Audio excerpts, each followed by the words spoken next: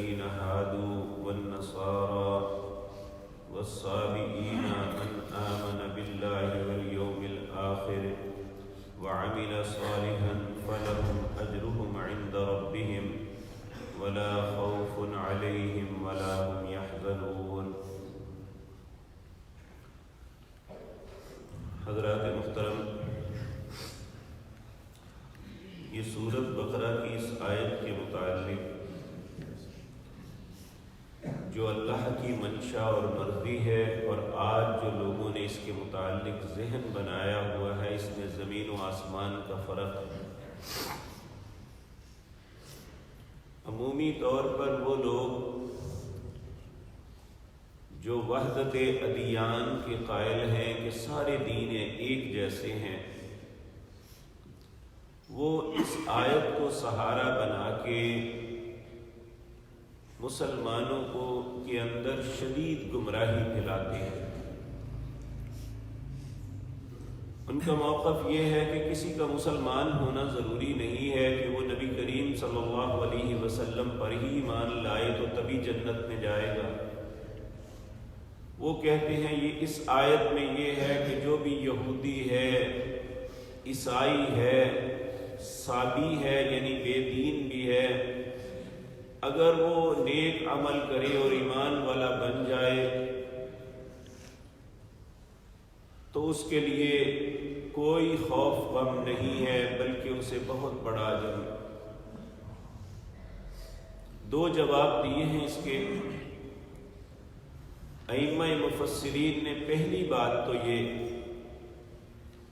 کہ جب یہ آیت اتری وَمَن يَبْتَغِ غَيْرَ الْإِسْلَامِ دِينًا فَلَن يُقْبَلَ مِنْهُ، جو شخص اسلام کے علاوہ کسی اور دین میں بھلائی تلاش کرنے کی کوشش کرے گا تو اسے نہیں ملے گی۔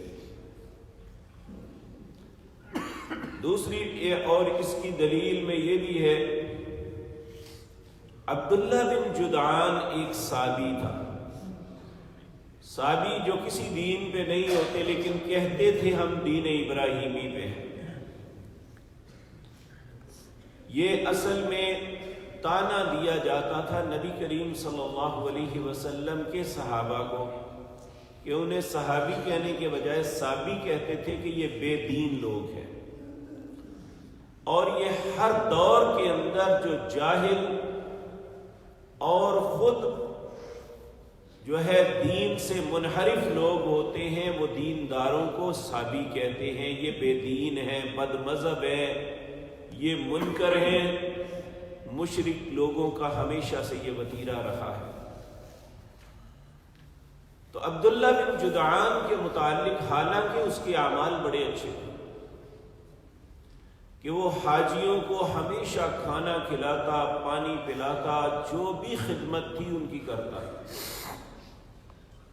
صحابہ کرام رضوان اللہ علیہ مجمعین نے اس سے پوچھا، نبی کریم صلی اللہ علیہ وسلم سے پوچھا کہ عبداللہ بن جدعان کا معاملہ کیا ہے؟ آپ نے فرمایا فی النار، وہ جہنم میں جائے گا۔ یعنی 3 دفعہ صحابہ نے تکرار کیا تو آپ نے یہی جواب دیا اور کہا، اس نے پوری زندگی کبھی یہ نہیں کہا تھا اللہم اغفر لی ورحمنی، اے اللہ مجھے معاف کر دے اور رحم کر دے۔ اس کا مطلب یہ ہے کہ وہ اللہ کے متعلق اس کا یقین متزلزل تھا، وہ اس پہ ایمان نہیں رکھتا تھا۔ اسی طرح حاتم طائی کے متعلق ان کے بیٹے عدی بن حاتم نے نبی صلی اللہ علیہ وسلم سے پوچھا جبکہ وہ عیسائی تھا، آپ نے اس کے متعلق بھی یہی بات فرمائی۔ دوسرا جواب یہ ہے کہ اس میں اللہ رب العزت فرما رہے ہیں کہ ایمان لائے اللہ پہ۔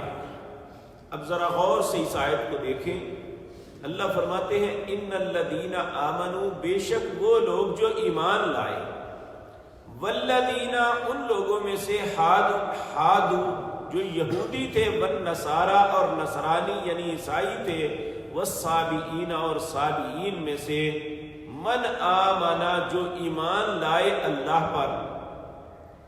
اب جب ایمان اللہ پر لائیں گے تو اللہ نے اپنی کتابوں میں یہ بات نبی کریم کی بشارت دی تھی، تورات کے اندر بھی، انجیل کے اندر بھی۔ اور جنہوں نے یہ مان لیا، جس طرح عبداللہ بن سلام تھے، سلمان فارسی تھے، سہیب رومی تھے، یہ سب لوگ انہی مذاہب سے کنورٹ ہو کے اسلام میں آئے تھے، حقیقتاً یہ ان کے متعلق ہے۔ تو جب اللہ پہ ایمان ہوگا تو رسول اللہ بھی اللہ کے نبی ہیں۔ اب آپ دیکھیں، ہمیں بھی ہمارے ایمان کا یہ حصہ ہے، آمنت باللہ و ملائکتہ و کتبہ و رسلہ، ایمان لاؤ اللہ پر، و ملائکتہ اس کے فرشتوں پر، و کتبہ اس کے کتابوں پر، و رسلہ اس کے سارے رسولوں پہ۔ اب وہ بندہ مسلمان نہیں ہو سکتا جو یہ کہے کہ عیسیٰ علیہ السلام اللہ کے نبی نہیں تھے۔ وہ بندہ مسلمان نہیں ہو سکتا جو کہے کہ عیسیٰ علیہ السلام، موسیٰ علیہ السلام اللہ کے نبی نہیں تھے۔ تو جب ایمان کی علامت یہ ہے کہ ہر نبی کو نبی مانا جائے، اور ایمان کی علامت یہ ہے کہ سب کتابوں کو آسمانی کتابیں تسلیم کیا جائے۔ اب یہود جو ہے نہ انجیل کو آسمانی کتاب مانتے ہیں نہ قرآن کو، تو اللہ پہ ایمان کیسا ہوا؟ اسی طرح عیسائی جو ہے یہ تورات کو اللہ کی کتاب مانتے ہیں، زبور کو مانتے ہیں، قرآن کو نہیں مانتے، تو ان کا اللہ پہ کیسا ایمان ہوا کہ اللہ کے کلام کو نہیں مان رہے؟ اسی طرح عیسائی عیسیٰ علیہ السلام کو مانتے ہیں، موسیٰ علیہ السلام کو مانتے ہیں، لیکن رسول اللہ کو نہیں مانتے، اور یہود نہ عیسیٰ کو مانتے ہیں نہ رسول اللہ کو مانتے ہیں صلی اللہ علیہ وسلم نبی۔ تو پھر ایمان کیسا؟ یہ ان کی بات کی رد ہے کہ یہ نہیں کہ انسان یہودیت پہ اور نصرانیت پہ قائم رہتے ہوئے ایمان والا بن جائے، ایسا ہو نہیں سکتا۔ دوسری بات یہ ہے کہ یہ اللہ کو رب مانتے ہی نہیں ہیں۔ عیسائیوں کے نزدیک 3 چیزیں ملے تو رب بنتا ہے، کہ وہ نعوذ باللہ اللہ کو باپ، مریم کو بیوی اور عیسیٰ علیہ السلام کو بیٹا کہتے ہیں، 3 نہیں مگر 1، یعنی یہ 3 جو ہے نا وہ 1 بنتے ہیں۔ یہ حقیقتاً اللہ پہ ایمان نہیں، اللہ کے ساتھ کھلواڑ ہے اور مذاق ہے۔ اور اسی طرح جو یہود ہیں، عزیر علیہ السلام نے صرف انہیں تورات لکھوائی تھی جو ان کی ضائع ہو گئی تھی، تو وہ کہنے لگے وقالت یہود عزیر ابن اللہ، یہود کہنے لگے یہ عزیر اللہ کا بیٹا ہے، اس لیے انہوں نے یہ سب کچھ کر دیا، جبکہ وہ اللہ کے ایک نبی تھے۔ اس لیے اس آیت کے متعلق بہت سے مسلمان غلط فہمی کا شکار ہیں، اور عمومی طور پہ خصوصاً نوجوان جو کالجز میں پڑھتے ہیں، انہیں یہ دہریے جو ماہرین تعلیم اپنے آپ کو کہتے ہیں، عمومی طور پہ ہمارے کالجوں کے استاد دہریے ہیں الا ماشاء اللہ، جو دین یا اخلاق سمجھانے اور پڑھانے کے بجائے ان کی تربیت بے دینی اور ملحد دہریہ پن پہ کرتے ہیں، اور انہیں یہ ایسے ایسے رستوں پہ چلاتے ہیں کہ اسلام کے متعلق شکوک و شبہات میں پڑ جائیں، جبکہ قرآن کو سمجھنے والے رسول اللہ سے بہتر کائنات میں کوئی ذات نہیں ہو سکتی۔ جن پہ نازل ہوا، کیا قرآن کو وہ زیادہ سمجھتے ہیں یا ہم؟ اگر وہ زیادہ سمجھتے ہیں تو سیدنا ابو ہریرہ رضی اللہ تعالیٰ عنہ بیان کرتے ہیں، نبی کریم صلی اللہ علیہ وسلم نے فرمایا، میری امت کے اندر، یعنی میری رسالت کے اندر، جب آپ دنیا میں تشریف لے آئے، آپ کی رسالت آ گئی، آپ کو اللہ نے نبوت اور رسالت عطا کر دی، آپ نے فرمایا دنیا میں کسی یہودی، کسی عیسائی، کسی دوسرے مذہب کہ انسان کے کانوں میں میری رسالت کی بات پڑ گئی، یعنی اسے یہ پتہ چل گیا کہ نبی کریم صلی اللہ علیہ وسلم اللہ کے رسول ہیں اور وہ دنیا میں تشریف لے آئے، اور اس نے نہ مانا، کہا فَهُوَ فِي النَّارِ، وہ جہنم میں جائے گا۔ تو نبی کریم صلی اللہ علیہ وسلم کے آنے کے بعد پہلے یہ تھا کہ ہر نبی اپنے علاقے میں آتا، اپنی قوم میں آتا، اس کی قوم اپنے نبی کو مان لیتی تو وہ ٹھیک تھی، بلکہ کئی دفعہ تو ایسا ہوتا ایک ایک شہر میں کئی کئی نبی تھے، جس طرح سورۃ یاسین میں تذکرہ آتا ہے انطاکیہ کا، کہ اللہ فرماتے ہیں کہ وَاضْرِبْ لَهُمْ مَثَلًا أَصْحَابَ الْقَرْيَةِ إِذْ جَاءَهَا الْمُرْسَلُونَ إِذْ أَرْسَلْنَا إِلَيْهِمُ اثْنَيْنِ فَكَذَّبُوهُمَا فَعَزَّزْنَا بِثَالِثٍ۔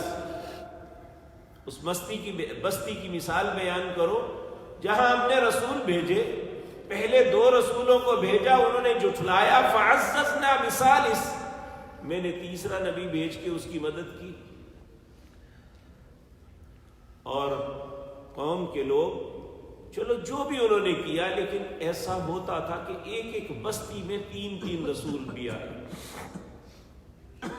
تو اس لیے اس وقت یہ قانون تھا کہ جس نبی کی اطاعت کرو کامیاب۔ لیکن جب اللہ نے پیارے نبی جناب محمد رسول اللہ کو مبعوث فرما دیا، اگر کوئی مسلمان بھی یہ بات سوچ لے کہ میں فلاں کی اطاعت کر لوں تو وہ بھی ہدایت پہ نہیں ہوگا۔ نبی کریم صلی اللہ علیہ وسلم ایک دن مسجد نبوی میں تشریف لائے، سیدنا عمر بن خطاب رضی اللہ تعالی عنہ تورات کا ایک ورق پکڑ کے پڑھ رہے تھے۔ نبی کریم صلی اللہ علیہ وسلم نے دیکھا تو وہ اپنے خیال میں پڑھ رہے ہیں، انہیں نہیں پتا کہ نبی کریم پیچھے تشریف لے آئے۔ آپ نے دیکھا تو آپ کا غصے میں سرخ ہو گئے، ابھی بات نہیں کی تو سیدنا ابو بکر بھی تشریف لے آئے۔ سیدنا ابو بکر جو ہیں یہ نبی کریم کے بڑے مزاج شناس تھے، آپ ایک ایسے دوست تھے کہ نبی کریم کو کبھی ابو بکر کو کچھ کہنے کی ضرورت نہیں پڑی، ابھی آپ کے یعنی جو بھی مرضی ہوتی ابو بکر ایسے تھے کہ جیسے وہ پہچان جاتے کہ نبی کریم صلی اللہ علیہ وسلم کیا ارادہ فرما رہے ہیں۔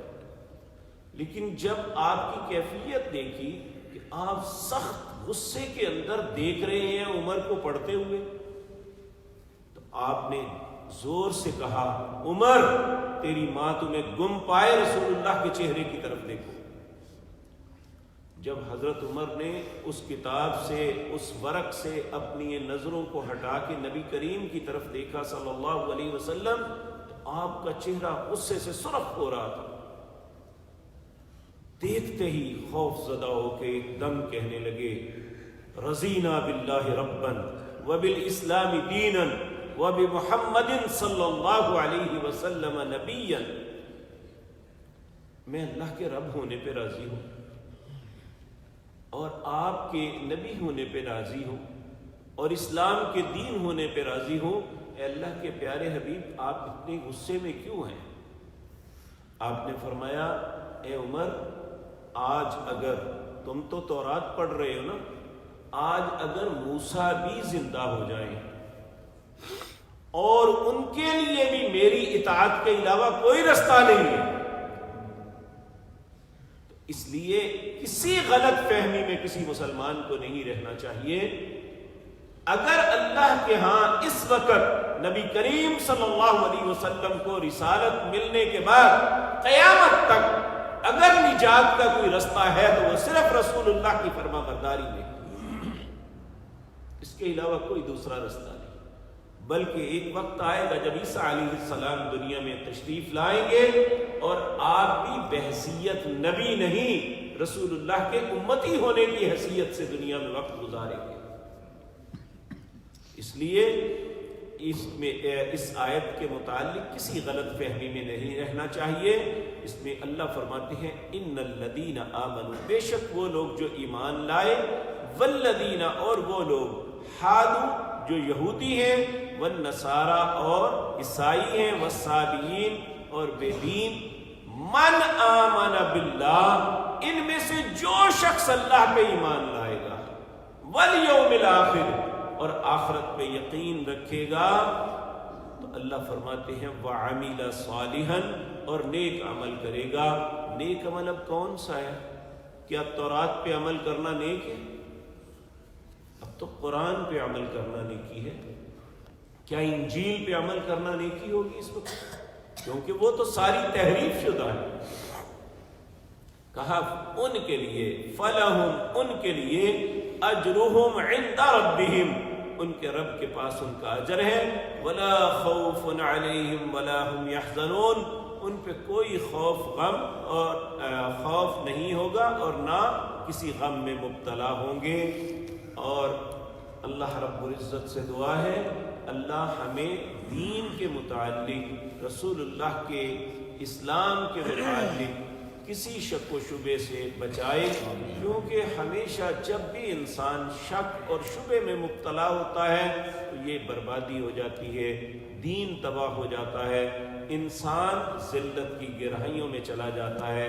اللہ ہمیں یقین کامل عطا فرمائے کہ ہم اللہ کی کتاب قرآن کے احکامات کو اسی طرح سمجھنے کی کوشش کریں جس طرح رسول اللہ صلی اللہ علیہ وسلم نے ہمیں سمجھائے ہیں۔ اقول قولی ھذا واستغفر